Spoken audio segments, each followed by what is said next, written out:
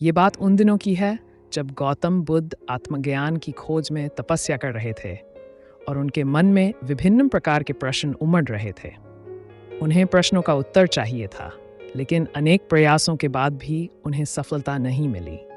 वे आत्मज्ञान की प्राप्ति के लिए कठोर तपस्या करने लगे, अनेक कष्ट सहन किए और कई स्थानों की यात्राएं की, परंतु जो समाधान उनको चाहिए था वह उनको मिला नहीं।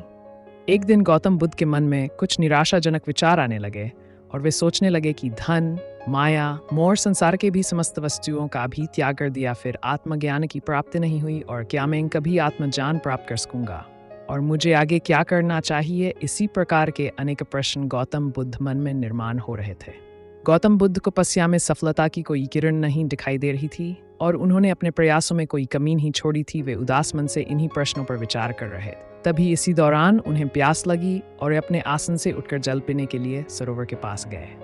वहां उन्होंने एक अद्भुत दृश्य देखा। वहां एक गिलहरी अपने मुंह में कुछ फल लिए सरोवर के पास आई और फल उसके मुंह से छूटकर सरोवर में गिर गया।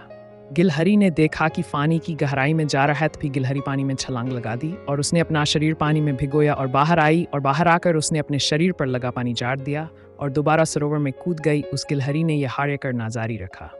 बुद्ध उसे देख रहे थे, लेकिन गिलहरी इस बात से अनजान थी और वह लगातार अपने काम में जुटी रही। तभी बुद्ध सोचने लगे, कैसी गिलहरी है जो सरोवर का जल कभी नहीं सूखा सकेंगी, लेकिन इसने हिम्मत नहीं हारी और वह पूरी शक्ति लगाकर सरोवर में खाली करने में जुटी है। अचानक गौतम बुद्ध के मन में एक विचार का उदय हुआ, यह तो गिलहरी है, फिर भी अपने लक्ष्य को प्राप्त करने में जुटी हुई है और मैं तो मनुष्य हूँ, आत्मज्ञान प्राप्त नहीं हुआ। तो मन में निराशा के भाव आने लगे, अब मैं पुनः तपस्या में जुट जाऊंगा।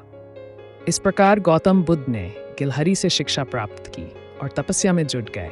फिर एक दिन वो भी आया जिस दिन उन्हें आत्मज्ञान प्राप्त हुआ।